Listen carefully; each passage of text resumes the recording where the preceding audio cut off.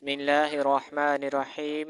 अस्सलामु अलैकुम वरहमतुल्लाह। अकबर बादशाह पूरे जाहो जलाल के साथ अपने दरबार में बैठा था। दाएं तरफ अकबर बादशाह का खास अक्लमंद वजीर बीरबल बैठा था, जो अकबर बादशाह को मुश्किल फैसले करने में मदद करता था। दूसरे वजीर बीरबल से नीचे वाली कुर्सियों पर बैठे थे। अकबर बादशाह के पीछे एक तरफ कनीज़ें खड़ी थीं और दूसरी तरफ मोर के बड़े पंख लिए गुलाम खड़े थे। लोग अकबर बादशाह के पास आ रहे थे और मसाइल का हल लेकर जा रहे थे। इतने में आगरा का काजी हाजिर हुआ। अकबर बादशाह को सलाम करने के बाद अर्ज करने लगा, बादशाह सलामत, हम लोगों ने आपके खास वजीर बीरबल की अक्लमंदी के किस्से बहुत सुने हैं। मेरे पास एक ऐसा मुकदमा आया है जिसे मैं हल करने से कासिर हूँ। अगर ये मुकदमा बीरबल हल कर दें तो मैं भी मान जाऊंगा कि वाकई अकबर बादशाह के वजीर अक्लमंद हैं। बाकी अकबर बादशाह के रतन यानी वजीर जो थे, उन्होंने कहा, बादशाह सलामत, ये मुकदमा हमें हर हाल में हल करना होगा, ये हमारी इज्जत का सवाल है। बीरबल ने कहा कि काजी साहब, आप अपना मुकदमा मुझे बताएं कि आखिर इसमें ऐसी क्या बात है जो आपसे हल नहीं हो रही। काजी ने कहा कि इस मुकदमे में 4 किरदार हैं, इनमें से एक का कत्ल हो जाता है, बाकी तीनों अपने आप को बेगुनाह साबित करने में कामयाब हो गए हैं। बीरबल ने काजी साहब को कहा कि आप वजाहत के साथ बताएं कि ये मुकदमा है क्या। काजी साहब ने कहा, बीरबल, आगरा शहर के पास गांव है, वहां पर एक बहुत बड़ा फार्म हाउस है। इसमें 2 मियाँ बीवी रहते हैं और 2 उसके नौकर हैं। वो शख्स बहुत अमीर था, बहुत सी उसकी ज़मीनें थीं। एक घोड़ों का अस्तबल था जिसको उनका नौकर संभालता था। घर के कामकाज एक मुलाजमा करती थी। इन नौकरों की मालकिन एक दिन बाजार जाती है, बाजार से सामान लेकर आती है। घर आकर देखती है तो उसका शोहर मर चुका होता है। घर की मुलाजमा से मालकिन पूछती है तो वो कहती है, मुझे क्या मालूम, वो तो अपने कमरे में मौजूद थे। नौकर से पूछती है तो वो कहता है कि मैं घोड़ों की देखभाल कर रहा हूँ, मैंने घोड़े नहलाए हैं, इनको चारा खिलाने में मसरूफ़ था, मुझे मालिक के कत्ल के बारे में कुछ मालूम नहीं।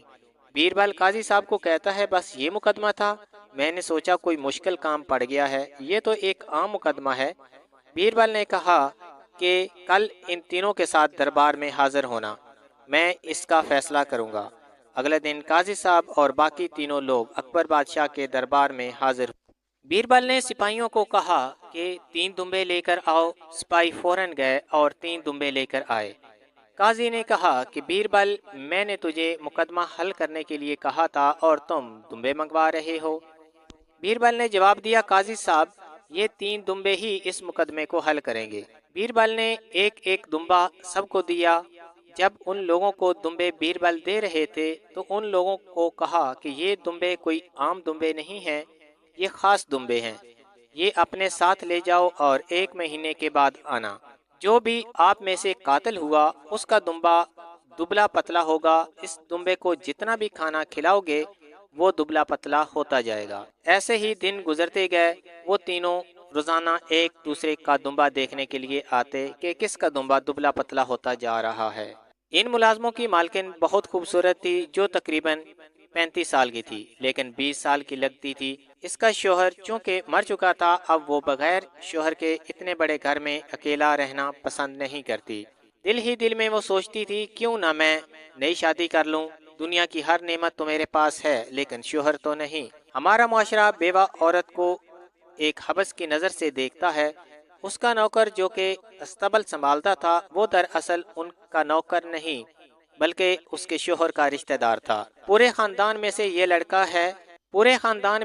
ये लड़का ही गरीब था। गुर्बत के हाथों उसने अस्तबल साफ करना भी मुनासिब समझा। वो लड़का खूबसूरत भी था और मेहनती भी था। सब चीज से बढ़कर वो मालिक का रिश्तेदार भी था। मालकिन ने शादी का दावतनामा घर की मुलाजमा के हाथों भेजा, जिसको उस मुलाजिम ने कबूल कर लिया। इन दोनों की शादी हो गई और साथ ही 1 महीना पूरा हो चुका था। सब लोगों ने अपना अपना दुम्बा पकड़ा और अकबर बादशाह की अदालत में हाजिर हो गए।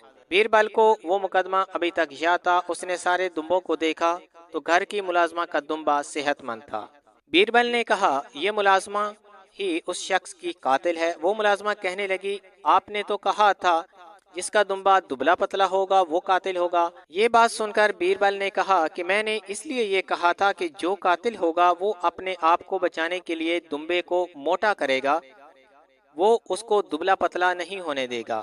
ملازمہ نے اپنا جرم قبول کر لیا اور ساتھ ہی یہ کہا کہ وہ میرے ساتھ زبردستی کر رہا تھا تو میں نے اپنا دفاع کیا جس میں وہ زندگی کی بازی ہار گیا۔ اکبر بادشاہ نے کنیزوں کو کہا کہ اس لڑکی کو کمرے میں لے جا کر معلوم کرو کہ اس کے ساتھ ان کے مالک نے کوئی زبردستی کی ہے کہ نہیں۔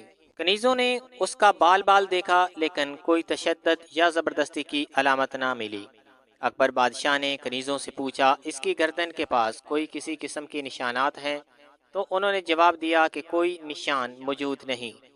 اکبر بادشاہ نے اسے قانون کے مطابق سزا دینے کا حکم دیا، اور دوسری طرف استبل کا نوکر اور مالکن اب میاں بیوی تھے، انہوں نے پھر سے اپنی زندگی جینا شروع کر دی۔